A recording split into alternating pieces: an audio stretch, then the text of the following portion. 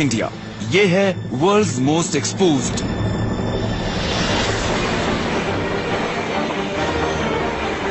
कुछ जगह ऐसी होती हैं जहां पर रेलवे ट्रैक्स बिछाना अच्छा आइडिया नहीं होता,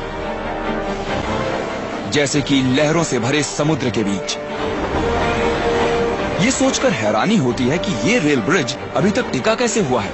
इस रेल रोड ने इतनी ज्यादा मुसीबतें झेली हैं कि आप इसके बारे में सोच भी नहीं सकते। इस ट्रैक का सबसे खतरनाक दुश्मन है इंडियन ओशन। ऐसे ट्रैक पर कोई ट्रेन अगर पटरी से उतर जाए तो बचने की उम्मीद ना के बराबर होगी। ये एक चमत्कार ही है कि ये अभी तक खड़ा कैसे है। Pamban bridge, the world's most exposed railway.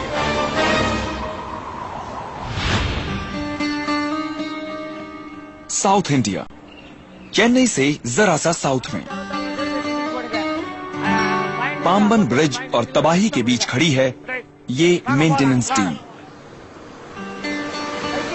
इनका मिशन, चाहे कुछ भी हो जाए, ब्रिज से ट्रेन्स गुजरती रहनी चाहिए। ये अपने काम पर जा रहे हैं, कई सौ मीटर अंदर समुद्र के बीच में। सिर्फ 1 मीटर चौड़ा और लगभग 2.5 किलोमीटर लंबा ये रेलवे ट्रैक पैसेंजर्स और सामान को रामेश्वरम आइलैंड और मेनलैंड के बीच लाता ले जाता है। इसके नीचे बहता है इंडियन ओशन। इसकी पोजीशन ऐसी है कि पाम्बन ब्रिज और इस पर काम करने वाले लोगों पर हमेशा खतरा मंडराता रहता है। न सेफ्टी बैरियर्स, न रोप्स और न ही लाइफ जैकेट्स। एजे अशोक कुमार इन हालातों में यहाँ हर रोज काम करते हैं। यहाँ किसी तरह की गलती की कोई गुंजाइश नहीं है। इस ट्रैक पर काम करना बहुत मुश्किल होता है। थोड़ा सा पैर फिसला और 100% डेथ। हवा भी बहुत जोर की चलती है। कई लोग मर चुके हैं। यहाँ पर इस तरह बहुत गहरा है ये पानी, जो भी इसमें गिरता है वो मर जाता है, क्योंकि हवा बॉडी को समुद्र की तरफ धकेलती है। इस लोहे के ब्रिज का सबसे बड़ा दुश्मन है जंग। इसको बहुत कुछ झेलना पड़ता है। तेज हवाएं, लहरें, salt water, air pollution, highly corrosive elements. इसलिए इसे ठीक रखने के लिए बहुत ज्यादा मेंटेनेंस की जरूरत पड़ती है। इसको जंग से बचाने के लिए अशोक हर रोज इस ट्रैक के सबसे ज्यादा जंग वाले हिस्से को उखाड़ते हैं और पेंट से सील कर देते हैं। लेकिन यहाँ पर इन्हें सिर्फ अपना पैर फिसलने की चिंता ही नहीं होती, क्योंकि जिस वक्त ये क्रू यहाँ पर काम कर रहा होता है, इस पर से ट्रेन्स गुजरती रहती हैं और उस वक्त सबसे पास वाला सेफ्टी प्लेटफॉर्म 30 मीटर की दूरी पर हो सकता है।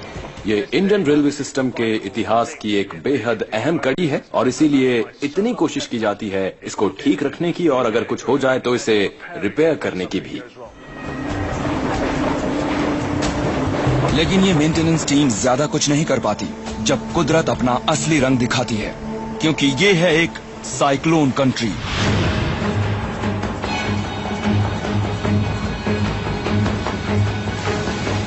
और जब कोई साइक्लोन समुद्र में उठता है तो लोकल सिर्फ ये दुआ कर सकते हैं कि इस ब्रिज को कुछ न हो। एस कैलेसेल्वम को याद है कि 22 दिसंबर 1964 को क्या हुआ था जब एक साइक्लोन आया था। ये आधी रात की बात है। बहुत तेज हवा चलने लगी। सब लोग अपने अपने घरों में घुस गए और दरवाजे बंद करके अंदर ही बैठ गए।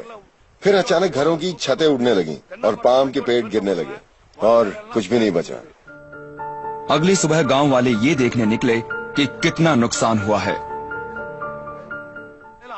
सुबह 6 बजे जब सबने देखा क्या हुआ है तो साफ पता चल रहा था ब्रिज को बहुत ज्यादा नुकसान पहुंचा है। ब्रिज टूटकर समुद्र के पानी में गिरा हुआ था। सिर्फ पिलर ही साबुत बचे थे उसके, बाकी सब डूब गया था।